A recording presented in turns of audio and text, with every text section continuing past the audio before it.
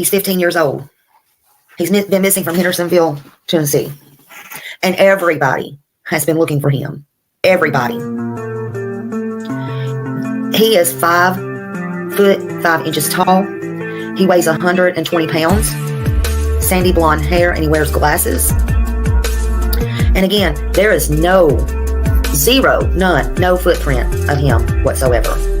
You think back, and there might have been a reason he was possibly upset, or something outside that could have enticed him to go outside. Was there anything that came to mind? We've been combing over that day and even the weeks before he left, and I hadn't been able to figure it out. That morning he was laughing, he was joking. Everyone we were around that day agreed that he seemed like he was in a good mood. He was behaving. This boy, I've done told y'all, reminds me of my son that had autism, that is my third son. And he disappeared right down the road from part of where my family lives. And I take all of these cases serious. I am not playing about anything right now. The original thinking was that Sebastian Rogers left home on his own, but the fact that he disappeared without a trace now has authorities looking into the very real possibility of foul play. I'm not trying to accuse them of anything. I'm trying to tell you how suspicious they are now becoming. Good morning, everybody. Hello, Ginger Snaps. Victoria Burgess, Nene Nutnut, hello.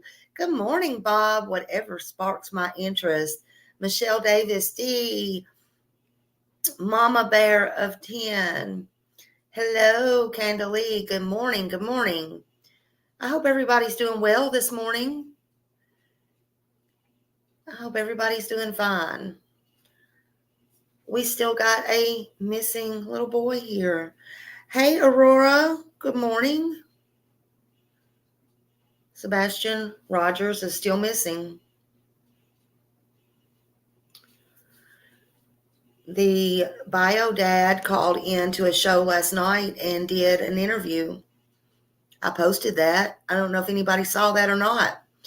Good morning, Rendezvous. Hello. Welcome to all coming in. On March 11th, there was an interview that took place. Today is March 12th, 2024.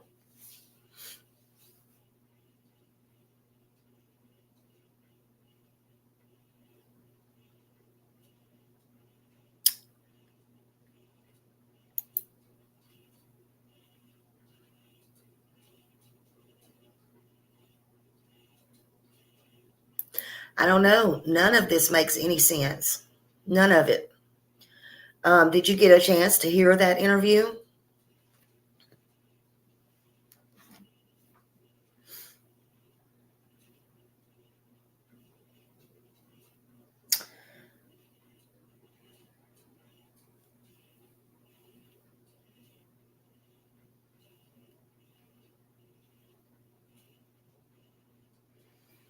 It was on the Pascal show.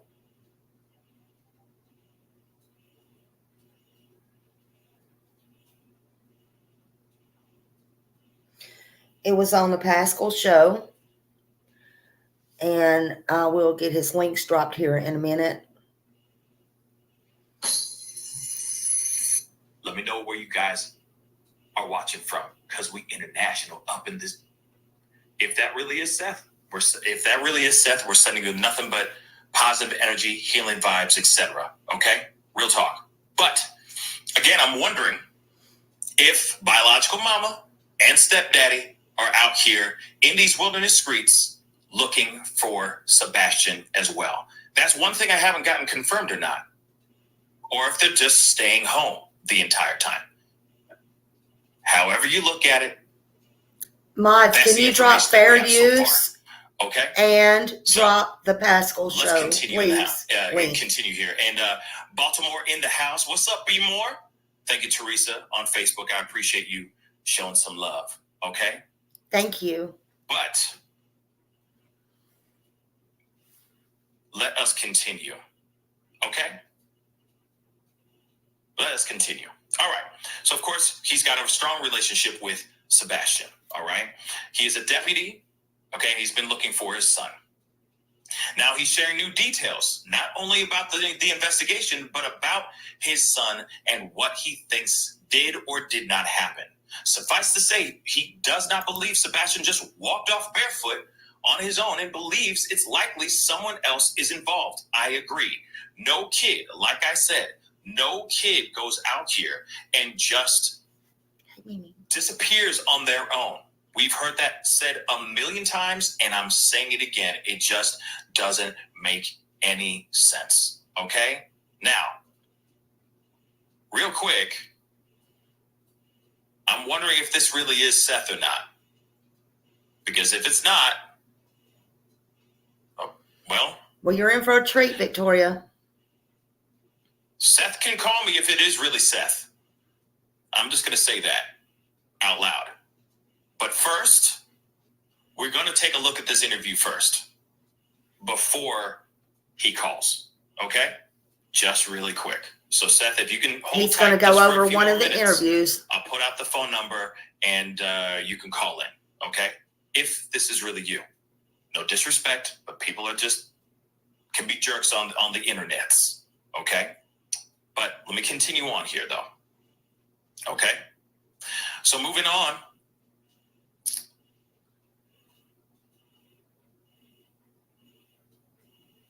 Let's continue on, okay? Whoops. That's from earlier. There we go. So, let's see. He released. Okay. You can see and you can hear in the sound. He's emotional about it. Seth has also released home video of his son. You'll see the interview and video tonight on News Channel 5. Okay, at 6. Which we only saw 2 minutes and 20 seconds. Okay. There's a video out there of showing of his son. So, which we're about to see. Some of you asked why I haven't interviewed haven't had an interview with the stepfather or mother, and I thought this was the very bio dad. Yes, he's fixing to call in. Back on this again. He just happened to be in the audience. I've asked. I spoke with Chris Proudfoot very insightful last week and was set to do an interview, but then he just stopped answering my phone calls and responding to my texts. Hey, Karma. No idea why, but I respect the fact that they're very busy and who they talk to is entirely up to them.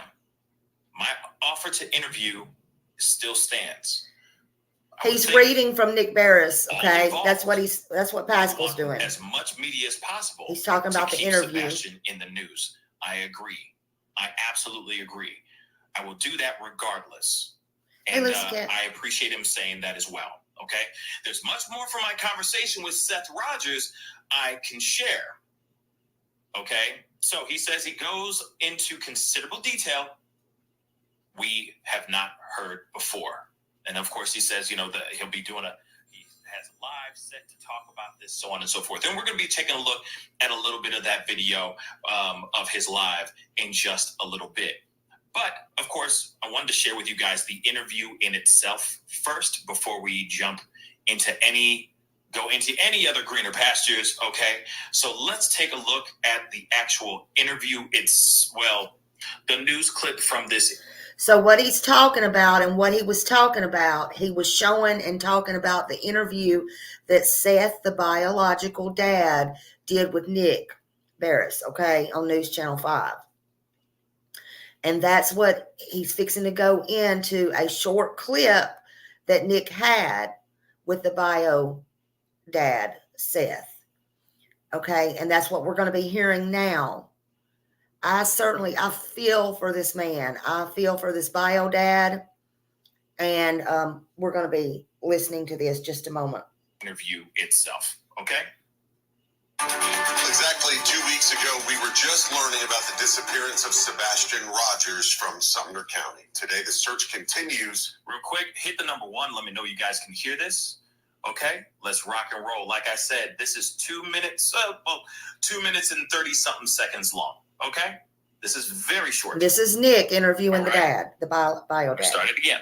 Exactly 2 weeks ago, we were just learning about the disappearance of Sebastian Rogers from Sumner County. Today, the search continues. The case, though, we know is now a criminal investigation. Thanks for being with us at 6, everyone. I'm Rory Johnston. And I'm Kelsey Gibson for Carrie Tonight. For the first time, we are getting a look at family video of the missing 15-year-old. Sebastian's biological father gave it to Nick Bears during an exclusive on-camera interview. Seth Rogers shares custody of his son, and the deputy with the Davidson County Sheriff's Department spent the past 2 weeks looking for Sebastian. I'm hoping he's still alive. You know, that's my main hope right now, is that he's not deceased. I mean, I keep praying that he's alive. I keep praying that somebody's going to see him, or somebody's going to call 911. Seth's 15-year-old son disappeared barefoot and with a flashlight from his mother and stepfather's home in Hendersonville either late on Sunday, March 3rd or early that Monday. Seth knows the key to finding his son may come from a tip. Several photographs have already been made public, and now he's released 2 video clips of Sebastian. In this first one, you see Sebastian up front on the left in yellow shorts, participating in a tug-of-war with fellow students. And if you watch, he got swung around at the end like a little rag doll, and it's like, well, he gave it his best. This second video shows Sebastian walking at his middle school graduation. I was very proud of him. I mean, he successfully completed something. Seth says his son, who is autistic, is not a wanderer. He finds it highly unlikely Sebastian would leave in the middle of the night barefoot, based on an experience his son had as a child. He decided that he wanted to step into a mound of what he thought was dirt, and it was fire ants. Oh. And since then, it's always been, doesn't like to get his feet in the dirt. He likes to have his socks and shoes on. Now that's, I feel. Now, we're going to hear more, but that is another reason why that his bio dad says he absolutely has to wear shoes and socks all the time. He does not want to be barefoot. One time he had a traumatic experience where he thought it was just dirt, and he stepped in a mound of ants, fire ants, I believe. And if anybody knows anything about those things, they are no fun. Now, I don't know anything about Sebastian's skin or anything like that, but I know with my son, it was very sensitive. And I also know that he could get a mosquito bite anywhere. It could be here, his entire face you could take a flashlight and literally see through it, because it would be so much fluid build up and all the things.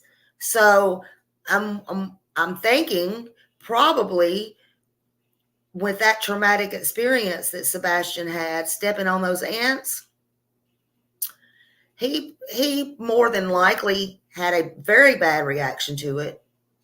Very bad reaction. And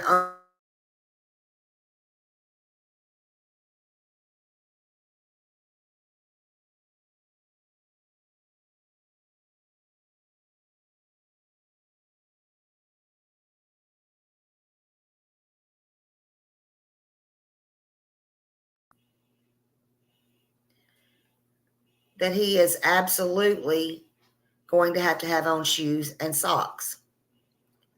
So I can believe that. That was a very traumatic experience for him.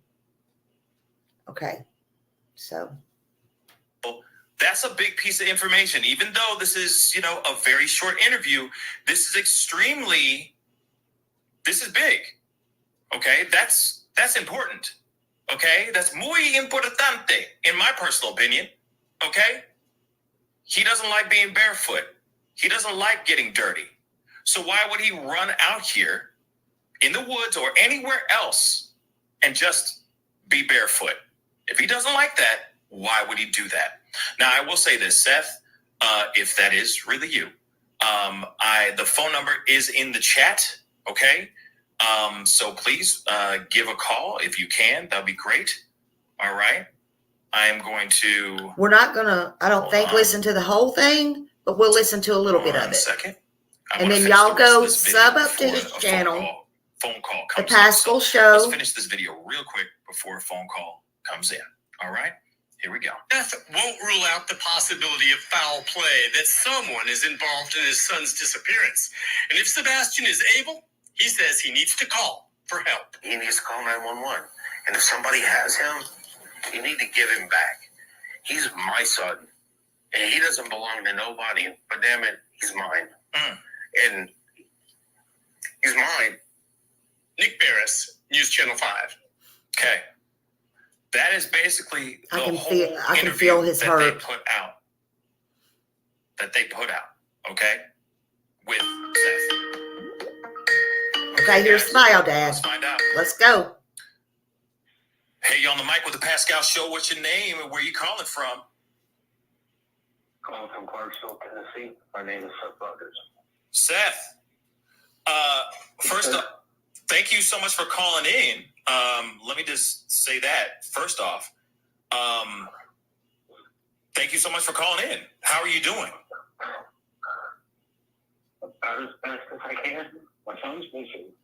I wanted to tell you thank you because you're getting this out to more people. We've been passing flyers out. We've got all the way to Chattanooga. We've got billboards all the way up to Memphis. Yeah. We reached out to malls to see if we can get flyers out there to try to find them. And I want to tell you thank you. Everybody who helped me try to find my son, I appreciate it. He said, if you didn't hear, he's broken down crying. He wants to thank everybody for all of their help. And he said that they are putting flyers out, billboards, all the way to Memphis, everywhere. But he's broken. This man is broken, in my opinion. We'll get there in a minute, Victoria. This is kind of interesting. There's some details that he brought out. I won't say new, but there's some things that he brought out, and I'm going to kind of talk about those. We may not hear this whole entire phone call. I might not. I don't know. But y'all go over and subscribe to the Pascal Show. However, I know for a fact, Trev Time, Drop His Link, will also be covering this 100% in detail. I know this. Trev has been wonderful with this case. I cannot give him enough praise. I don't know how he keeps up with it. I saw this and messaged him at, it was probably 12:30, 1 o'clock this morning. I don't know. It was probably 1:30 his time in the morning. And Trev was on it already. Trev has got this, let me tell you. But this just breaks my heart. I just want to tell y'all in case you didn't hear. Of course. I mean, well, you know, of course, we are only here to bring your son back home, you know, of course, home to safety. You have a second, of course you called in, and again, I know that you're really busy. What have you been up to all day today so far? Can you give us like a little bit of a breakdown of what the day's been so far for you guys out there? I've been out because it's me and some of his extended family that have been doing flyers and stuff. So I've been passing out flyers and everything. Mm-hmm. I've been going to businesses, passing out flyers. Everybody knows, but in my town in Clarksville, everybody knows and everybody's seeing it. But tomorrow I have a trip planned. I've got 7 different locations I'm going to see if I can find anything that can put more. Okay, he says today he has a trip planned. He's going to 7 different locations to see if he can find anything today. Also, remember, he is a Metro Davidson County police officer. Okay, he is not in Sumner County or with Sumner County or hooked up with that police department in any way, shape, or form. Therefore, when he goes out searching, and he'll tell it in here, he absolutely has to let TBI know where he's at. Most of the time because he's searching alone, but another time because another reason why is they don't want anything to happen to him and him come up hurt or missing. And he will tell that in here. But he did say him, the bio dad, and the extended family has been out putting up flyers and searching because they've kind of scaled back the search for Sebastian now going into this criminal case. Good morning, everybody coming in. All right, let's continue. And if you don't know, again, this is the Pascal show. That dad, the bio dad, Seth Rogers, came in there, and he actually called because Pascal didn't know if it was him or not, but he actually called in, and we got a few more details. And I'm just going over this. Please go over. I'm doing fair use, commentary, whatever, all the things. I'm just doing this to help find Sebastian or information leading to Sebastian. But if you had to put all the YouTube things in there, put them in there. It is what it is. I don't know. I don't work like that, but I sometimes you have to, I guess. So, but anyway, let's drop Pascal's link again. Continue to drop that and the fair use. Let's continue with this phone call. Flyers up. Right on. Right on. I'm going to the south side of Nashville tomorrow to put flyers up everywhere. Yeah. No, I understand that. Have there been any leads, any leeway, any semblance of any type of hope in finding Sebastian in your search? I always have hope. I always have hope. I always have hope. I got to have hope because I can't believe that he's dead. Yeah. If you mind me, I get up every morning and I hit the road. I drive around, put flyers out, and I hope that I get to see him. I hope I get to make a left-hand turn and he's there, or I jump on the interstate and he's walking himself to me. Yeah. I'll just keep praying. Of course, and we're all praying with you. Trust me, brother, we are all praying with you. If you mind me asking, where were you when you got the phone call that he was missing? Well, I just got off of work at 7 o'clock in the morning. Yeah. And I turned around, I got to my vehicle, got in there, and there was a text message from the stepfather. Call me, it's 911. And I called him, and he told me that my son was missing. Yeah. And I left from there and drove straight to his mom's house. And I was there all day, waiting for some type of information. I saw him bring the dogs in. I was sitting there watching police come in and out, ask questions. Yeah. And they asked those questions, of course.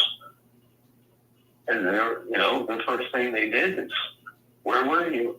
And I'm like, I've been at work for the last 12 hours. Yeah. They turned around and they took our phones, make sure that everything that we stated was verifiable. Right. And he's not known, Sebastian's not known, as you said, as well. He's not known to just go and wander off or to just run off the way that he did, correct? Correct. He's never been. Okay. So he says how he knew about his son missing. The stepdad text messaged him and said it's 911, call back. So he called back, and he was at work all night on a 12-hour shift, and he was just getting off. It was around 7 o'clock.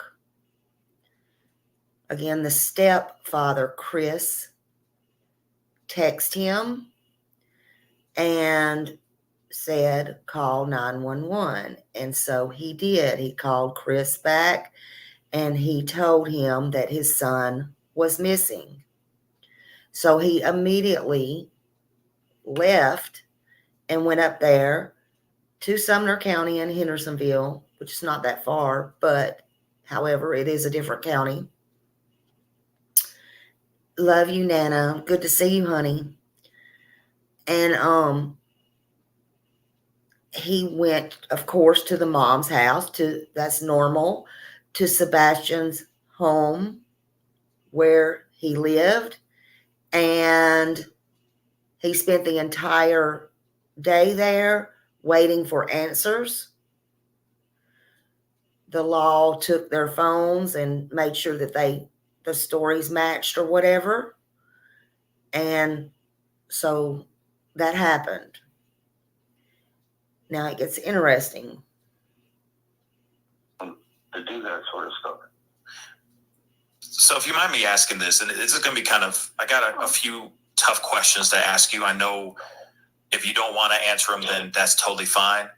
But when you went into the house, was there anything different or anything off maybe in the house when you were there? No, I walked in the house. It seemed normal. Everything was clean. Everything was pristine like it normally is. Like it normally is. Except for his room. I gotcha.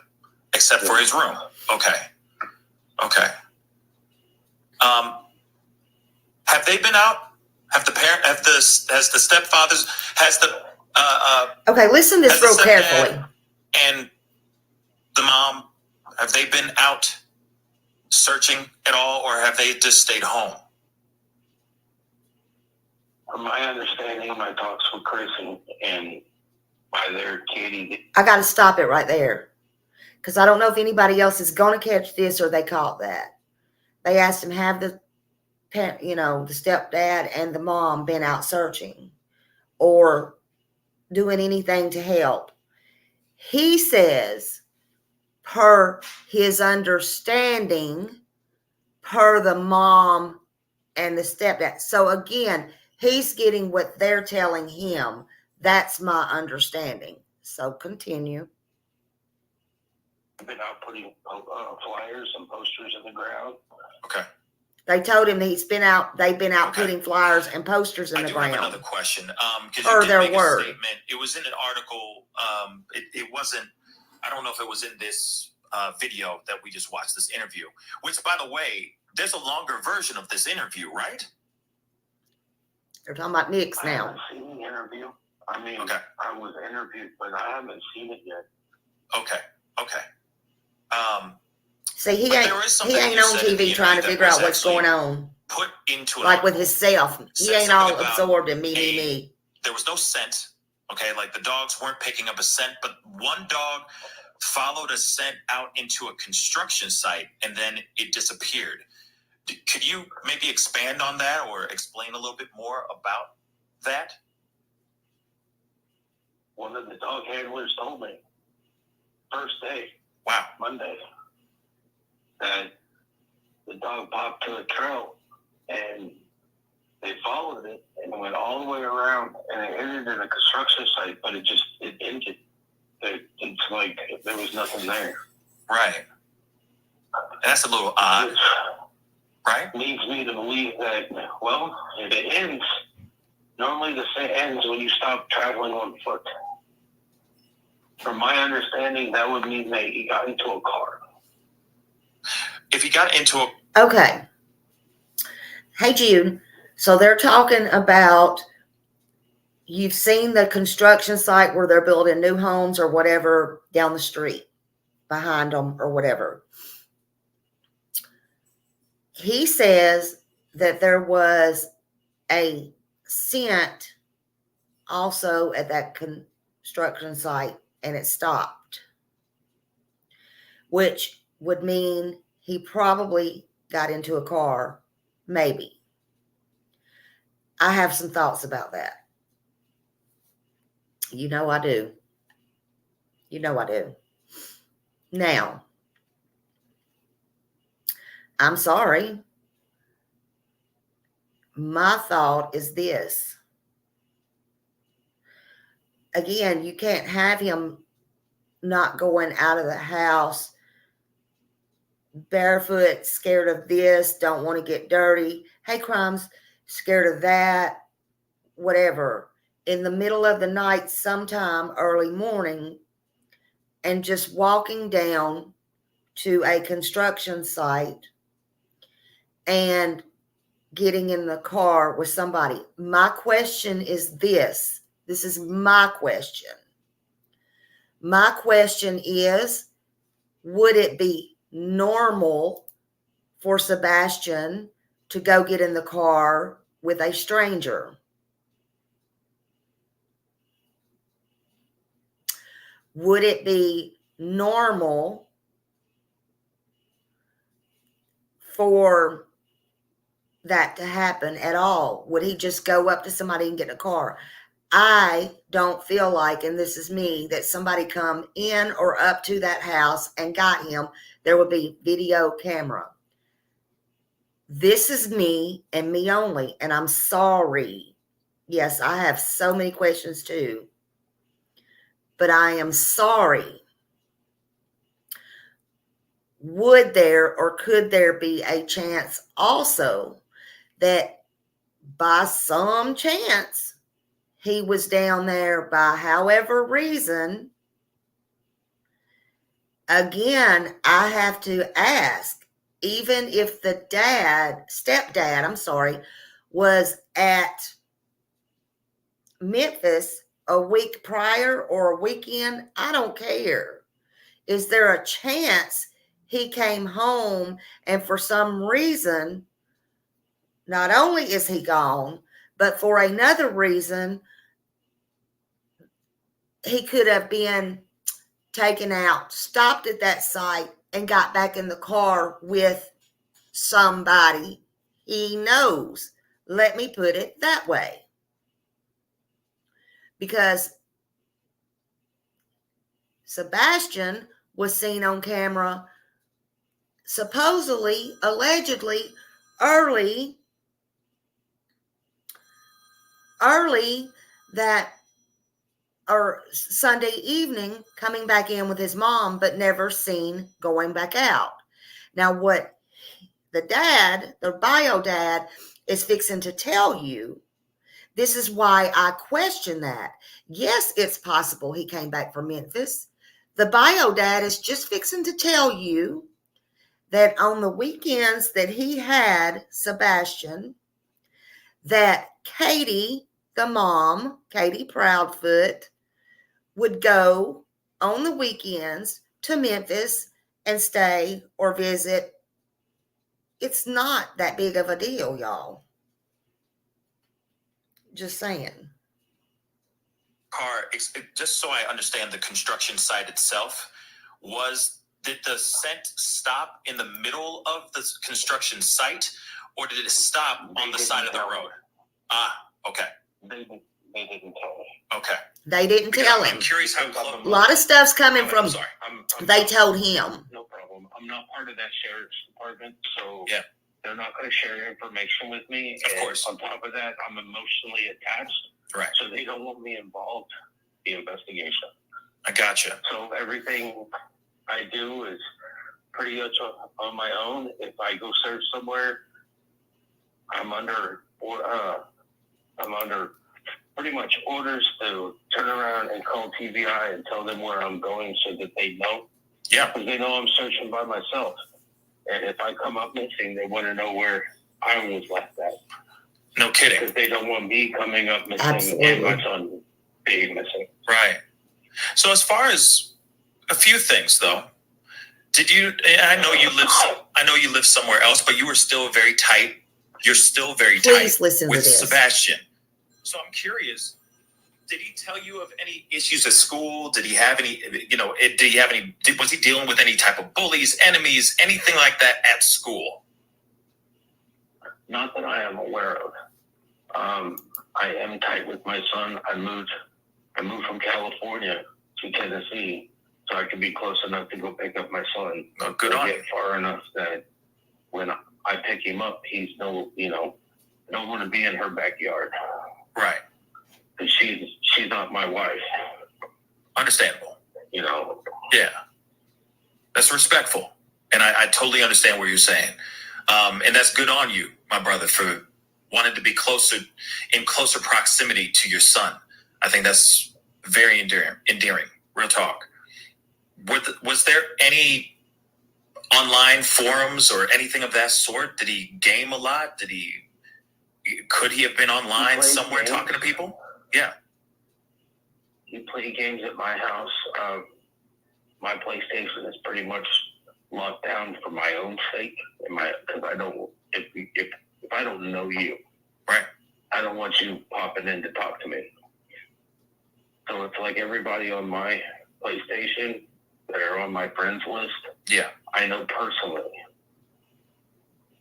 Yeah. So there's no way that he would have been talking to somebody without me knowing, because they're my friends. They're not his friends. Yeah.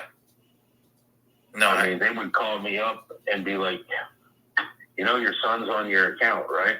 I'm like, yeah. I'm sitting next to him. He's in his recliner. I'm in my recliner. Right. You guys are spending time together. He's playing there, and I'm on my phone playing Call of Duty, and he's on the PlayStation playing Modern Warfare. Right on. I mean, I know what he's doing because I'm right next to him. Yeah. So it's like any conversations or anything that he didn't have the headphones. Right. So, and it's a PS4, it's not a PS5, so it doesn't pick up your stuff through the remote or anything. Yeah. So it's like the only way he would have had contact with any of them is if he had headphones on, and I made him not wear headphones because you're not going to talk to random people. Right. You don't know who, and I explained to him, you don't know who these people are. They could tell you one thing, and they could be some guy that's like in his 50s or something looking for some kid. Yeah, no kidding. Yeah, those internet streets are dangerous, man. Those internet streets are dangerous. So let's talk about outside of the internet. Did he ever express any issues about his home environment at all? Not at his mom. He never expressed anything about his mom and dad's stepfather's place. Okay. He liked the dogs. He was supposed to come live with me at the end of school. Summer break, he was supposed to move in with me full time. Oh, wow. That part. Oh, wow. This is what both me and him have wanted for. He said that at the end of summer, when school was over, he was supposed to go live with his dad permanently.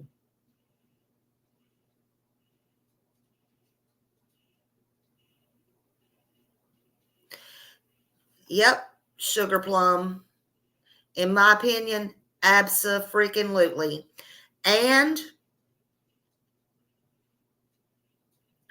I had heard, I don't know how true it is, that a neighbor said that the stepdad, Chris, come out and said that him and his wife, Katie, was having problems, and Sebastian was a problem. Now, I haven't heard that, but supposedly, yep, let's listen to this.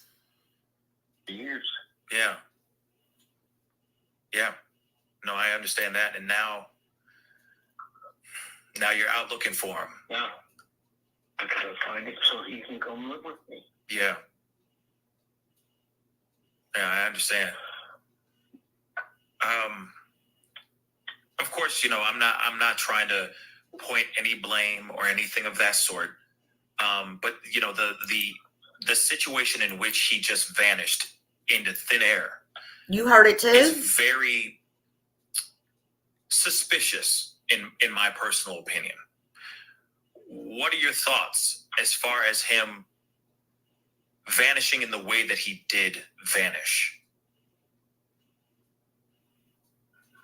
I'm missing something. Like I've stated since day one, none of this makes sense. Yeah. There's something missing out of this puzzle, and I don't know what it is. And I hope that law enforcement has figured out the missing piece so that they can bring my son back to me. Right. I totally understand that. Has there been anything that you've heard so far? Maybe a piece of a clue, anything you said? I understand that there's pieces to this puzzle that are missing, but did they happen to give you at least something that could be some semblance of a piece to a puzzle? No. They're not including me in on. They tell me what they do, but they're not including me in on what they find. Okay, so I'm just going to stop it there. I understand. I think I am. I do understand. I might. Okay, I'm going to stop it there. Y'all go over and listen to the rest of the interview with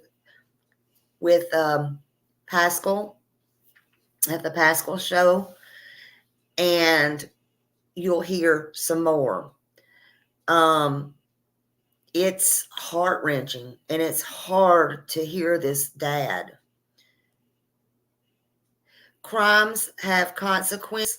Little Dev said hello, and she can't see you. I don't know if it's sometimes it gets accidentally blocked or whatever, but I'm just saying, she said hello. So here's the Pascal show again. Brittany said, okay, here we go, Brittany. I live in the same subdivision, and I'm sick about this. Thank you for the awareness. You are more than welcome, honey. And I know I have a family around there too, and I know you cannot tell me. I know that whole community, not only the community, the whole state of Tennessee, but Hendersonville, Gallatin, everybody around there. I know everybody is doing everything they can to find Sebastian. There is no doubt in my mind. There's no doubt in my mind, Brittany. And I thank you for everything that you're doing, and all the neighbors there as well, all the people that has been, out and put up flyers and signs, those signs in the yard, and also continue looking on your property. I think it's so very important. Hey, Lisa and everybody coming in, Candalee. And if you, again, the police has talked to you, I'm sure if you know anything, please, no matter how small it is, no matter what, please turn that in, please, because it may not mean much to you, or I'm not just saying you, I'm saying anybody broadly, but it may be just what people need to solve this, because Sebastian needs to be found, and just like Summer or anybody else, he needs grace and dignity regardless. I think, if I'm not mistaken, somebody would have to tell me, but if I'm not mistaken, maybe Brittany can answer that. I was told, I think Texas EquiSearch might have been there, but they have done at some point, but they have done everything right, everything under the sun, everything, National Guards, state guards, people's looked on foot over 2,000 square or 2,000 miles, however they do that, measure that. Drones, AVTs, they've drained a pond, they've had divers, they've had people come in from other communities. Fire, police, helicopters. They've went door to door. They've went door to door, and they've even went, I learned that, they went door to door. That's in this interview. They whoever asked me that the other day, they went door to door, and they went in homes looking or Sebastian. So again, kids don't just disappear, period. So that part. But it was heart-wrenching to hear him for me. Now, he said, again, the scent was at the construction site where they're building the homes. Again, that don't mean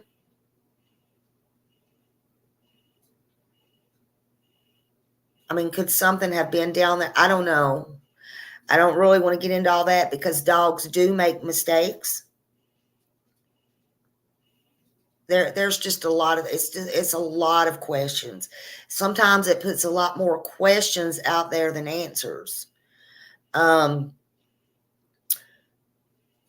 Again, my question is this: would Sebastian get into a car with a stranger?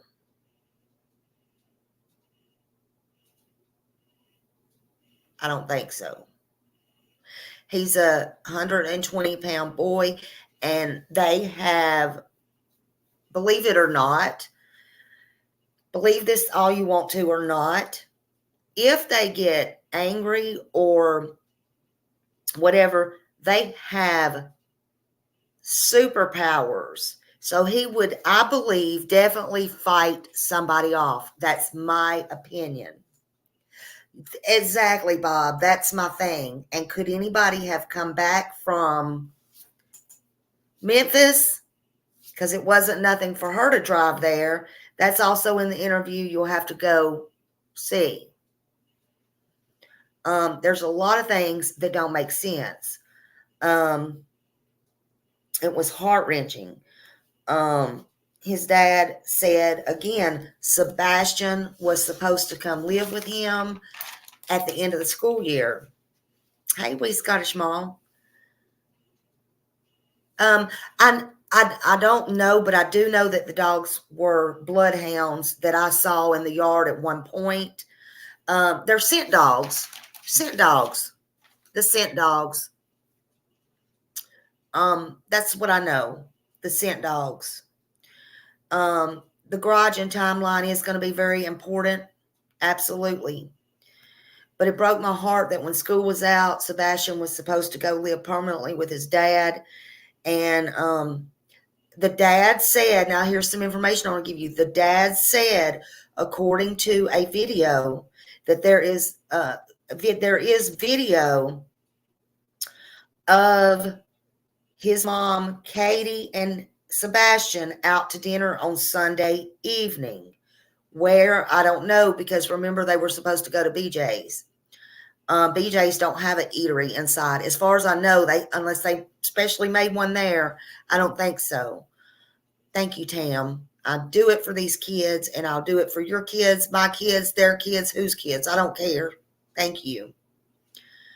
The truth is the truth is the truth is the way I look at it. But that video, where was they eating? Did the stepdad say his knuckles was bruised? I don't know. I heard that. We can go back where that hand interview is. Not me. I'm not going to, because if I start punching buttons I'm not having right here at hand, then I'll be all combobulated. Y'all are liable to go in La La Land somewhere. And I don't want to do that. But you know which one I'm talking about, where she was rubbing his hands. I don't know if she was covering that knuckle because it did that the whole time, or if they were. I just don't know. That's something that will have to be investigated, and y'all look. I don't know. He also said Sebastian has never walked off. Never walked off before. He said no matter how mad he got, he would not do that. Hey, Susan. So, it's normal, it's typical for especially an autistic or somebody with any kind of issues like that to get upset because they've got so much going in their brain. They're very intelligent, very, but so much is going on that do get upset sometimes, and they can't express. I mean, even though if he's a talker and high functioning, it's very, but I guarantee you he's going to fight somebody off. And if something happened to him and they find him, there's probably going to be DNA on him, under his nails, whatever. Because I can guarantee you that young man did not put up a fight. But everybody wants to keep hope. There is hope. There is no reason right now to think that he's not alive, other than it's a wing. For me, it's a wing and a prayer, because he's been gone so long. Oh, and his dad said it broke my heart for about, he's got to eat, let him eat, let him drink. Thank you, Ruby. Thank you, Ruby, so much. I'm trying not to be, but I am passionate. Yes, and I cannot help being passionate. I cannot help it. So thank you. It's okay, Doxy Mom. It's okay. There was so many right now. Did Sebastian? It was outside of his home, between the hours, supposedly, when the mom went to sleep at 12 midnight till she got up at 6 in the morning. And prior to that, she was on the phone with the stepdad that was working in Memphis 3 hours away for about 3 hours, which in my opinion only, I feel like it's an alibi. The construction, so I guess they're just building new homes or something. Maybe Brittany that was in here, she can tell that. It's probably new homes. I mean, they have $500,000 homes over there. It's a nice subdivision, and they were probably adding. Look, Nashville is grown. Nashville is huge now. It's going to be bigger than New York, I guarantee y'all. So they're probably building houses, more houses. And somebody I saw, I think it was in Trev's chat, I didn't say anything, but somebody said, well, they have to have video cameras at the construction site. Nope, they don't. Even these houses they built, even ours when we built it, they don't. They don't always put cameras at construction sites. The one they were building across the street, actually it was 2 at the same time.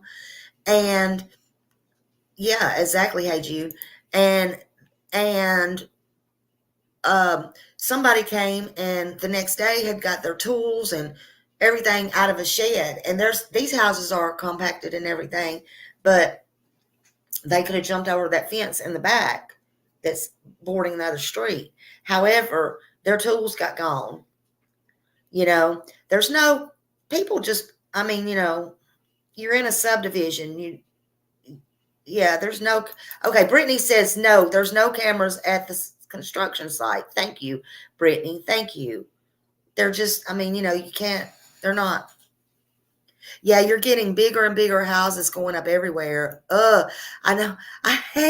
I'm sorry. I hate to go visit family there because it's like, and those, remember, well, those, when you're going down the interstate and you see or even over in East Nashville or down there in Ellingson Parkway and all that stuff, they got those new little, I guess apartments, duplex, whatever they are, single homes. They look like cracker boxes. It's looking just like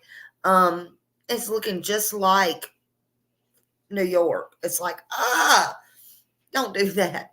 But they're going to. It's going to be big.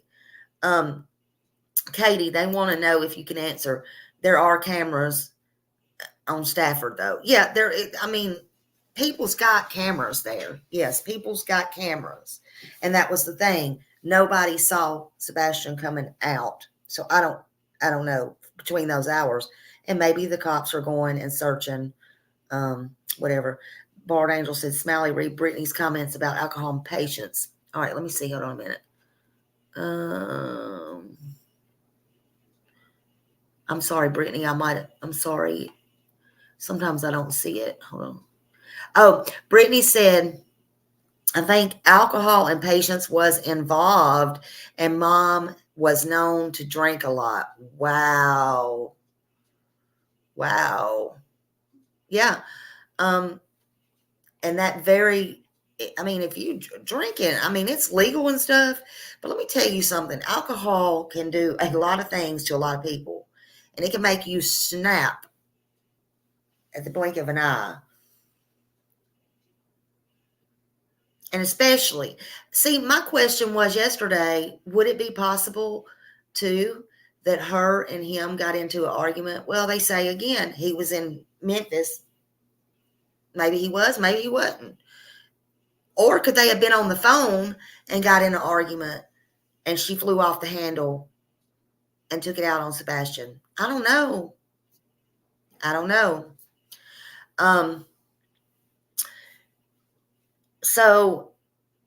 But he said no matter how mad he was, that Sebastian would not leave the house. And hey, mama and stepdad has said the same thing. He's not a runner. So what are you supposed to think? I don't know. Okay, so Chris, the stepdad, was already in Memphis. He believes, that's what he said. I had to watch his words carefully. He believes, the real dad believes the stepdad was in Memphis for a week.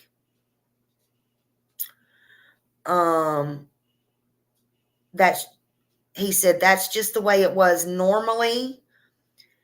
And he said, for example, he said if Chris worked in Memphis for a week, then on the weekends that Katie, the mom, did not have Sebastian, that she would go to Memphis to spend time with Chris. Why? But whatever. Ugh. Oh, okay. I guess people do that, but whatever. I would rather have a break. No kids, no husband, no nothing. Nice home, money, obviously. I would just relax. Why would I want to run to Memphis and see about somebody just left my house? Unless you're so scared they're going to cheat on you, which he's been married 5-6 times at 40 years old. Hey, no wonder she probably drank, right? I'm just saying. Does mom have a history of seeking attention or doing things to punish people or to try to get even with them?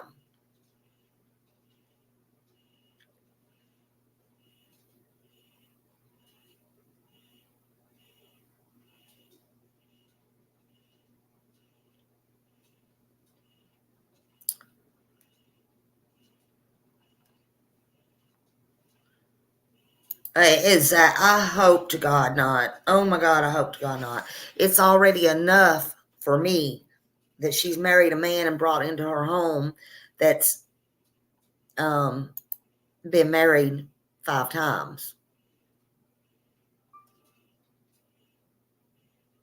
Okay, so Brittany said yes, she heard that she has been abusive and she drank a lot or whatever, but she okay, so but she don't know it. She said, because Hey Jude asked her, do you also think that Chris was tough on Sebastian? And she said that yes, but she did not personally see that.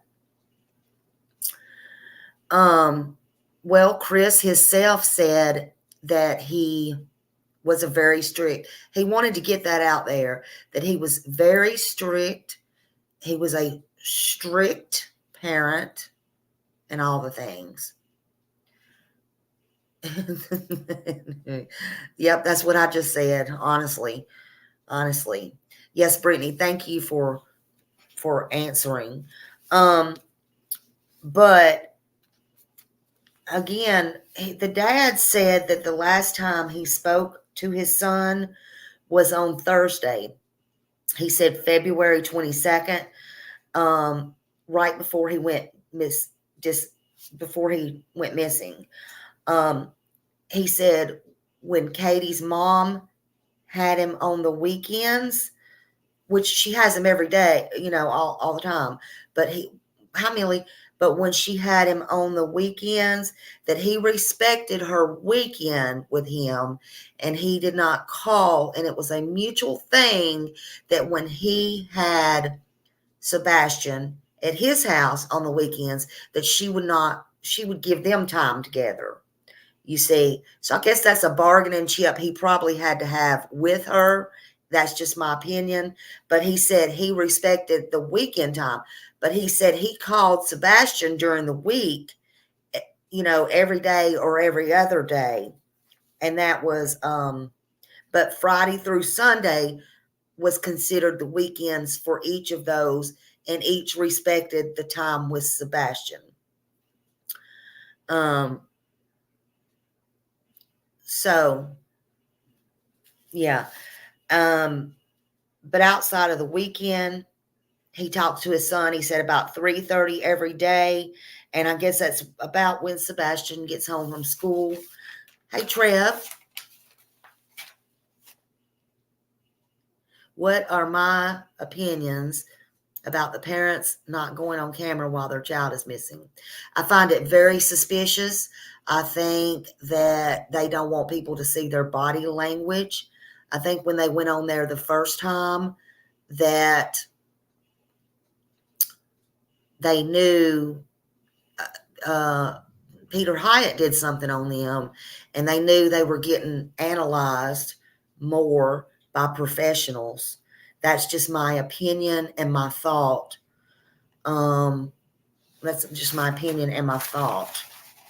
Do you want to come up here, Trevor? You can. Oh, because that last night was a little crazy during that interview. Hold on. I always forget this sometimes, y'all. I don't mean to be rude in my house. but let me, I think that's, yeah. Trevor, you can come up if you want to. I'm just kind of going over what we learned last night. I told them, please go to yours too, because you were on this when it had to be 1:30 in the morning when I messaged you last night. I'm like, have you saw this? You're like, I'm taking notes now. So yeah. But my opinion is it's all still very strange. Yeah, he said he was up like 1:30 taking notes on that interview. Yeah. And see, I don't know how to speed it up. I know I sound stupid. Everybody says, put it on 2, do it on this and do it on that. I don't. I either have to forward it or I have to just listen to it. And again, or go backwards. But I don't know how to speed it up. And Trail was already done just like this. And I guess you have to be, because you have to be on your P's and Q's. Yeah. But it was very strange, in my opinion. Again, I don't know if you heard, Trev, when you come in. My thing is about the construction site, though. And I think I asked you this. You kept it on regular. Yeah, I wanted to hear everything, right? And I had to go back because I wanted to hear it correctly. My thing is on the construction site, I don't think Sebastian would have got in a car with a stranger. I just don't. That's my opinion. I'm wondering, and this is just me, this is not Trev, this is not anybody else in my chat, this is nobody. No other creator, no news person. This is me, and I take full accountability and responsibility for saying it. I just want to know, could it be possible that the stepfather, drove back from Memphis? That's what I want to know. Even if he didn't go home, maybe, I don't know, like Bob said, maybe the mother walked Sebastian down to the construction site. We don't know. He wrecks my heart too. Every time I hear him, it's so much pain, so much hurt.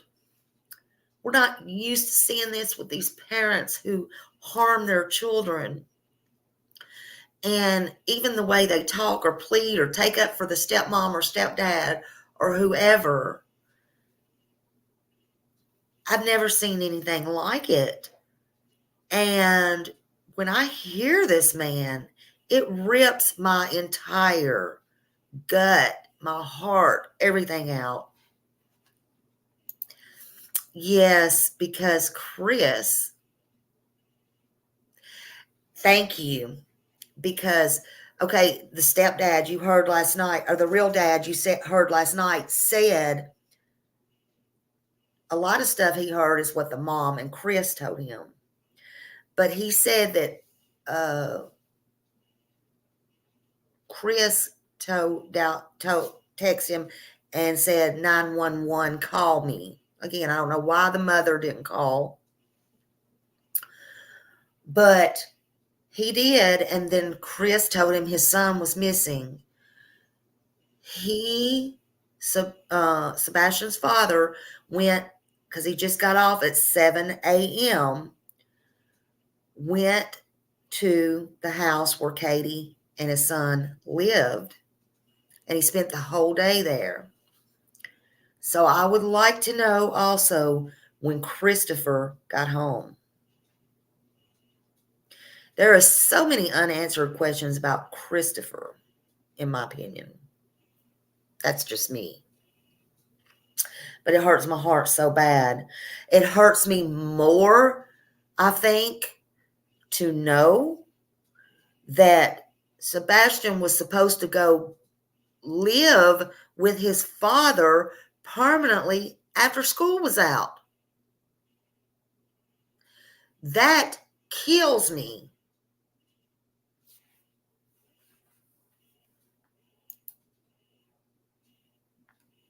That kills me.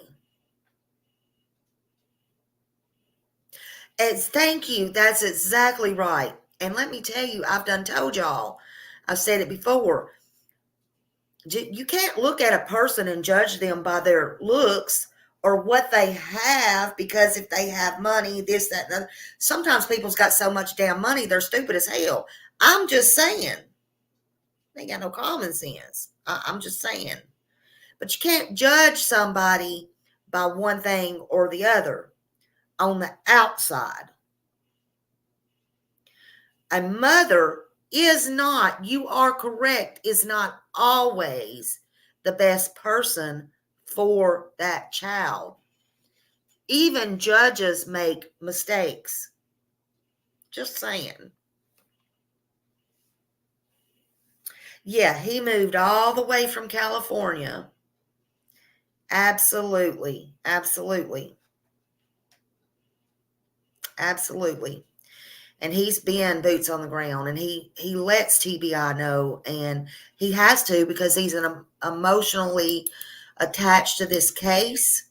He is the father that's kind of like going in. I swear before Jesus, here, if anybody lives in this town, you know who I'm talking about. I'm not going to mention their name. They're probably retired by now.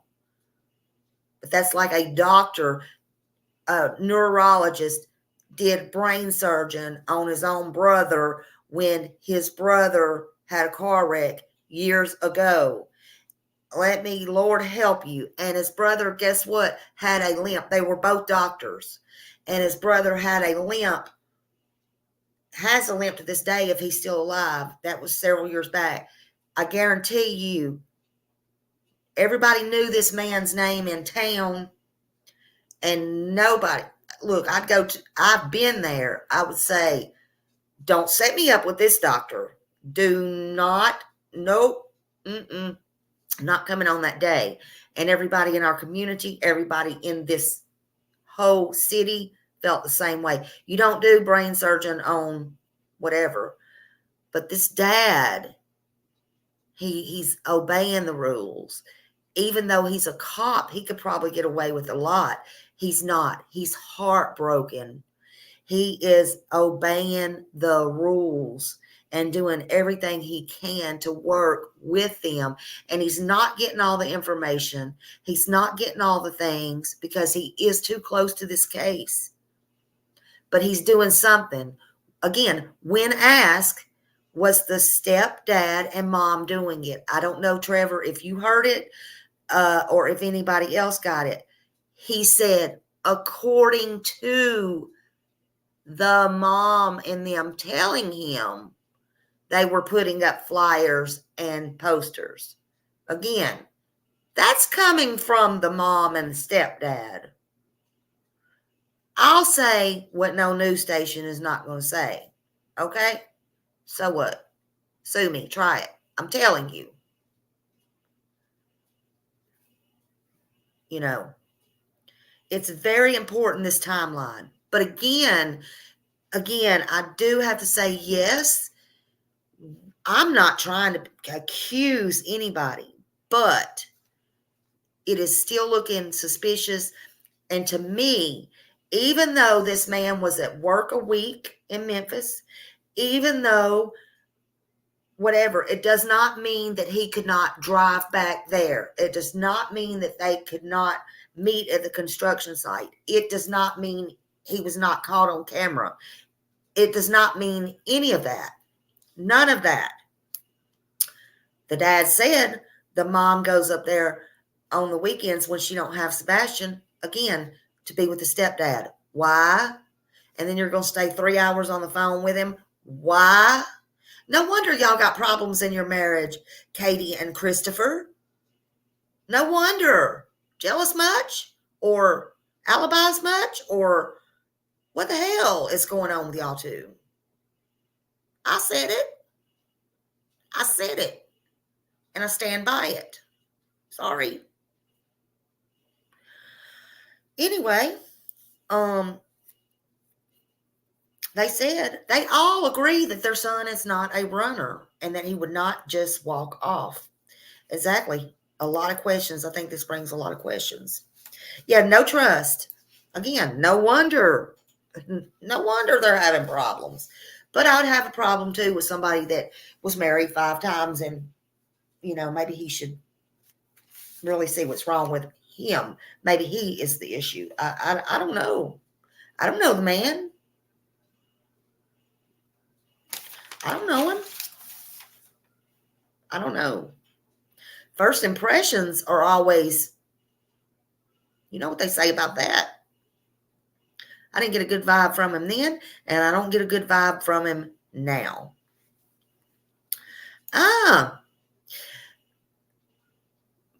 Very possible. Very possible. Absolutely very possible.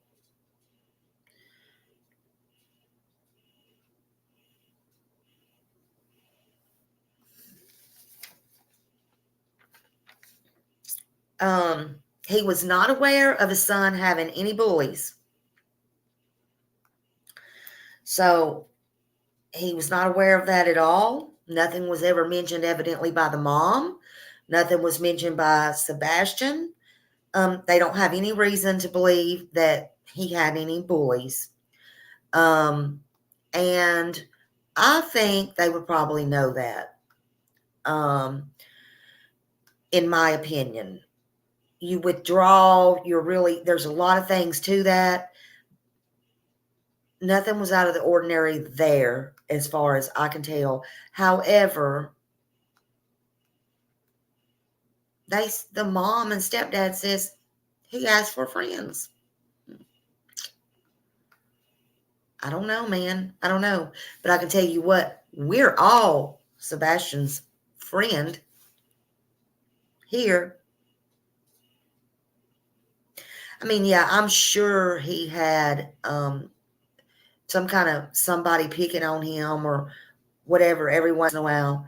But he was the light of everything at school, at whatever. And I can just tell you, Annabella, you couldn't hit kids off of Trevor with a stick. Again, everybody's not the same, but yeah, things are a little awkward and you get your feelings hurt and all that. Was he being bullied? Maybe. I don't know. It sure wasn't out there. Nobody seemed to think until the dad put in, he wanted friends. Again, I'm going to say, And then the stepdad put in there, hey, it's dangerous. That's dangerous because somebody could come to the door and take him. Well, I'm going to tell Christopher right now, he's 15 years old, and even if he wanted friends at home or at school or whatever, and even if he did ask for that, he didn't just go to the door and answer the door for a stranger and say, I want you to be my friend. Hey, didn't happen. And then they took him, shh, let's go. That's not the real world. It didn't happen. Anything possible? Sure, there's always a first time for everything. Everything. Tell this person I'm on a live, Jesus.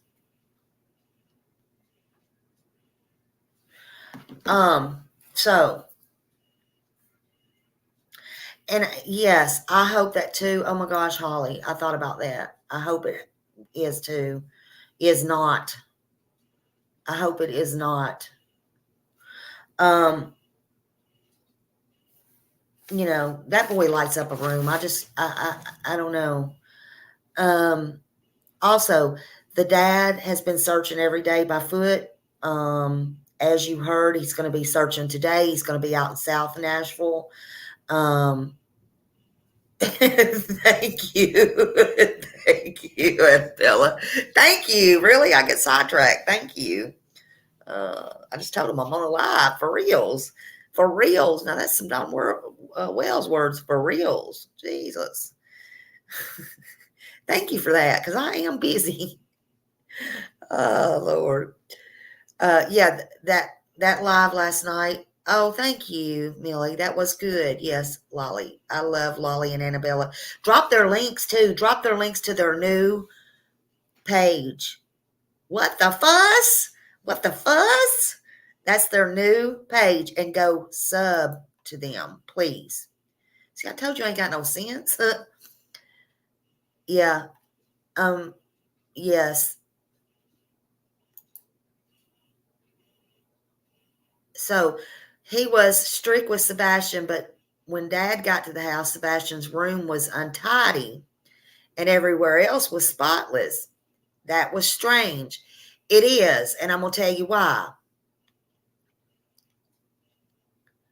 Because you've seen their house through the interviews, right? Now, I used to be like that. I'm not like that anymore. I used to be, you could eat off of anything you come to my house. Look, you get wore out sometimes after years of that, years. However, thank you, Holly. Anybody who got gifted a membership, please thank Holly. Thank you so much. Where was I at? But where was I at? Oh, the tidiness. Okay, but the tidiness. So you've seen that house, and I'm going to tell you something. I feel like even with everything going on, room would have been straight. Honestly. Hey, Trev, how you doing? Hey, Smiley, I'm good. How are you doing? I'm doing good. How about you? Doing great. Just a little tired. Yeah, I bet. You was up late last night again, huh? Well, that interview was complete. I mean, it just as Pascal said, it was completely, nobody knew it was coming. So I was on a panel that they're all from the West Coast, or most of them. So I was on a panel at like 10 o'clock, and then they're like, Seth is live. So then when I hopped off there, I went over and watched all that. I know. I was like, because I was on a panel too. I was over at Annabella and them's, and they have a new channel. And I was like, I got off and I saw that, and I'm like, oh, are you serious right now? So that's when I sent it to you. But I think a lot of good things come out of it that we didn't know. However, I'm not saying the dad. Oh no, I believe him 100%, 100,000%. But a lot of it's coming from the mom and the stepdad, like putting out the flyers and stuff. I wonder, I don't know. What is your thoughts on all that? Yeah, well, I think one of the biggest things I took away was that they have footage of them that evening at dinner, which is good to me because that really pins down his disappearance. That does mean it happened Sunday night into Monday morning. There's no more conversation of did he disappear Saturday, did he disappear early Sunday. That nails it down, which gives a smaller time frame, which only helps find him. Some of the stuff, depending on if it came from law enforcement or from Katie and Chris, depends how much I weigh it. If law enforcement told Seth that he was out there all week, then I believe it. But Yeah. if they have not verified that he did not come home at all, then you still have to ask the question, was he there Monday through Friday and came home at sometime Sunday? Right. That's what I'm wondering. And did anybody else either catch that on camera, or did they just meet somewhere to have dinner Sunday? Or maybe if he wasn't on the camera, did they meet somewhere else? Or, you never know these things. Yeah. And sorry, I meant Monday through Saturday. That would be because then he would have come home Sunday. Just speaking hypothetically, because, and like I said, I think the biggest question that I still have is what time did Chris make it home after once Sebastian was missing? Because he's 3.5 hours away. So if you look at it, so she finds out, decides at 6:15 that she's going to call him because she's decided, that he's actually missing. We need to call the police. So she calls her husband. He gets a call at 6:15, sits there and he goes on the 3-way call with police. So he gets done with it, gets away from his work and gets in his car and heads back. So that's like 6:30, we'll say.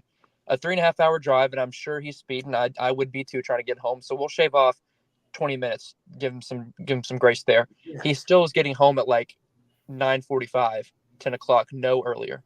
Yeah. And then, but listen, and I know if you haven't been there in a while, coming up through that one part from Trinity Lane. Thank you, Annabella. Let's see what she says. Thank you. Coming up from Trinity Lane right there, and a lot of people know, I know you don't, but right in the middle of it on the interstate, and then to Hendersonville, it's jam packed. So did he get in? He could have got in traffic. He shouldn't have been home so early. That's just my point. Even maybe at 9, instead of shaving off, we may ought to put some on. I'm just saying. Yeah. But at minimum, he's getting home at 9:30. That's the earliest. That's if he literally leaves the second she calls him. He doesn't have to get somebody to cover him or anything. He's not like up in a crane. He's easily accessible to his car and he gets back. 9:30 is the earliest because that's him leaving at 6. And I don't think if she went to go get him up at 6, she spent a few minutes looking for him and then called him. And then he gave her a few places to look and was like, hey, let's make sure. And then they fully decided he wasn't there and then called the police. So if he's not home after like 9:30, then my opinion is he knows something that we don't. Because how does he get home earlier? That would mean he had to leave earlier. How would he leave work before, unless that's his normal time to leave, which is very odd to me, then how would he know to come home early? Yeah. If she calls him. Yeah, I agree. And if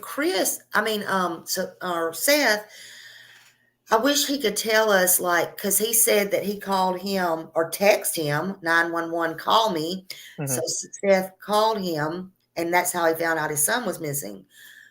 How long did they stay on the phone, and did he know where he was at that point? Was he on his way home, or what? But I'm with you. Also, you got to remember the stepdad has to get off the crane.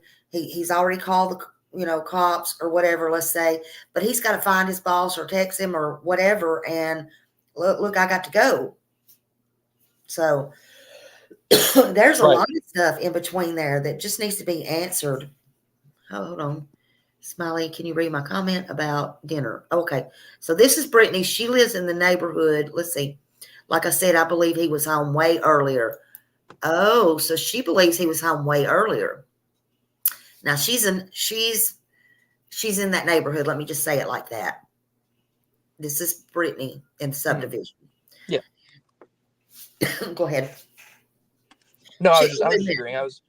I'm sorry. I think I missed it. She said but the interesting thing, she took that video picture to have available to show. I agree. I mean, that's just strange, but okay. Sorry, Trevor. No, it's all just so odd.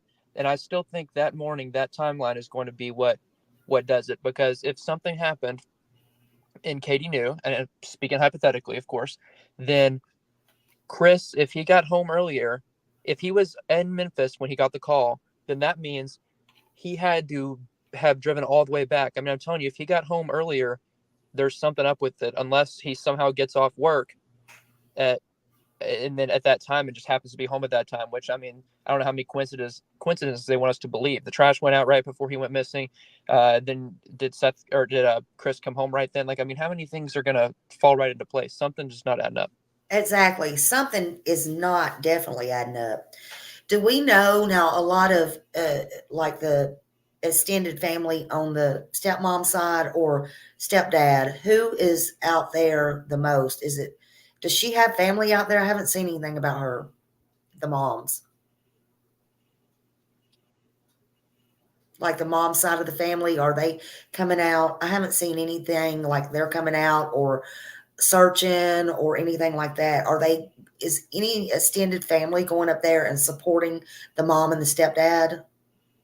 I don't know. The stepdad's sister, I think, was with Katie that day. Yeah. And she had changed, and I could be wrong, maybe she changed it back, but she had put up pictures of Sebastian like on her profile and cover photo and stuff.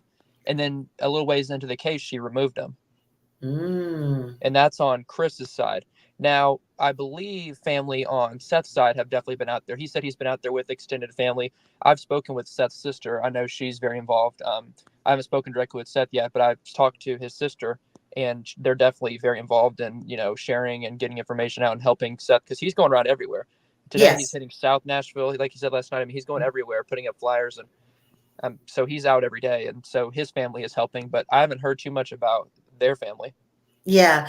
And I just wonder, I didn't know if Katie's family was, or if she even had family or whatever, but it's just interesting. A lot of people have pretty much the same thought. I mean, again, I understand a lot of people don't think it's fair, but I mean, hey, we have questions, and until Sebastian's found, we can make apologies later. They should be big enough to understand, just come out with it. Don't shut down and say, hey, well, that's the cop. Call the cops. The cops will tell you what you want to know. That's kind of a cop out, I think, because the cops are not going to tell an investigation. And you want to shut down at a point when you get a hard question too in an interview. That's not good. That's a red flag to me. You're on here talking, and then somebody asks you something, and which really wasn't hard questions, and you say, well, we're not going to divulge in that, but you can call the cops. They'll be happy to tell you anything they can. That was with Chris' stepdad the other day. Trev is such a blessing to this case. Thank you, Trev. I wish I could get in contact with Seth. I would happily go out and give flyers. That's from Brittany. I'm going to put this up. He may not see it. I don't know. But yeah, there is so many people in that community that is, I mean, nobody is giving up on Sebastian. Nobody. Smelly, do you know Brittany? I don't know her. She's from that community though. She said. I was just going to say, if you knew her, if you knew her and could get us in touch, I can get her in touch with Seth's sister at least, and they could get them connected. But, yeah. I don't know her personally, but she was telling information a while ago. She said she does live in the neighborhood. But I guess maybe what you could do, Brittany, is email me, and then Trev could at least ask the sister if it would be okay. And then Trev could get back in touch with me, and then I could let you know, is there a place you could contact them at, because you want to help. Yeah, whatever works. I mean, I was just saying I have spoken to the sister, so I'm happy to talk to her. She's very receptive about help. I mean, they're very appreciative of everything. That side of the family, I don't think, has anything to hide, nor have they since day one. They've been very open and 100% pro Sebastian. So I agree 100%. I agree. Yeah, and again, that the dad, he's from Clarksville. He's not even and he works down in Metro, down in Nashville, Davidson County. He's not even very familiar with Sumner County, but he still goes there every day, and he still searches, and he does everything that he can. And I know that man is wore out, but he's got adrenaline, and he's not giving up on his son. You can hear it. He's going to go to the end for Sebastian. I mean, it's just hearing about him, hearing that he was going. It was two-parted, because hearing that he was going to stay with him like permanently, in the summer was interesting for part of the case, but also it was just so sad because that's so close. I mean, the school year is, I mean, I'm in college. Our semester's halfway over. Like, I mean, the school is, there's a couple 9 weeks left, and however they gauge it out, and then they're done. He was Yeah. that close to moving in with him, and instead he has to deal with this, and I just can't even imagine that. Yeah. So absolutely. Absolutely. Yeah. You can email me. There's my email address. You sure can. Either one of us. Yeah. Mine's in the chat too. So And feel Trev's free. is in there too. Yeah. They're dropping. Oh, here's Trev's. Trev is on this case. Yeah. You can email Trev and he can, cause he's the one talking to them and can get in touch. So I just feel like maybe email him and then he can either get permission or they can give some kind of something or tell you at least, yes, go here or meet here or whatever. Yeah. But definitely keep passing the flyers. Keep doing all that. Keep everything out. Anything helps. At this point, anything helps. And it's urgent to me. Let's see. Is there anything else that you can think of through that interview that come out?